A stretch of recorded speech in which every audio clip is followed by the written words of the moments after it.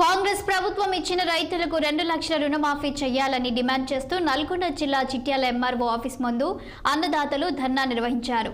ఈ ధర్నాలో నకరికల్ మాజీ ఎమ్మెల్యే చిరుమర్తి లింగయ్య పాల్గొన్నారు. ఎన్నికల ముందు రైతులకు మాయమాటలు చెప్పి రైతుల ఓట్లు వేయించుకున్నారని లింగయ్య పేర్కొన్నారు. రైతులను నిండా ముంచిన ప్రభుత్వం ఈ కాంగ్రెస్ ప్రభుత్వమని మండిపడ్డారు. అన్ని రకాల వడ్లకు 500 రూపాయల బోనస్ ఇవ్వాలని, అదేవిధంగా రైతులందరికీ భరోసా డబ్బులు విడుదల చేయాలని చిరుమర్తి లింగయ్య డిమాండ్ చేశారు.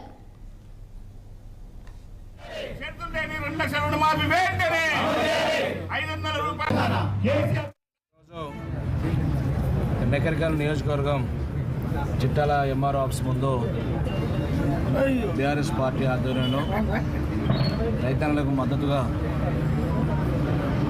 రేవంత్ రెడ్డి ప్రభుత్వం 2 లక్షల రూపాయల రుణమాఫీ చేస్తుండో అది వెంటనే ఎలాంటి షరతులు లేకుండా చేయాలని చెప్పి ఈరోజు రైతన్నలతోటి మా బీఆర్ఎస్ పార్టీ శ్రేణులతోటి చిట్యాలలో ధర్నా కార్యక్రమం చేయడం జరుగుతుంది.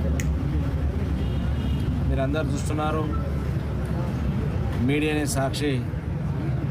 ఎన్నికల ముందు రేవంత్ రెడ్డి గారు ఎంత పెద్ద పెద్ద పదజాలు మాట్లాడిండో,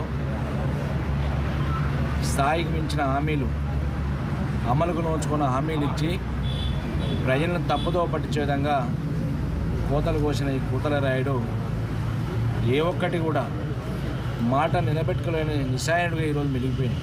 ఈరోజు నకరికల్ నియోజకవర్గం భద్రాద్రి కొత్తగూడెం జిల్లా భద్రాచలంలోని శ్రీ సీతారామచంద్ర స్వామి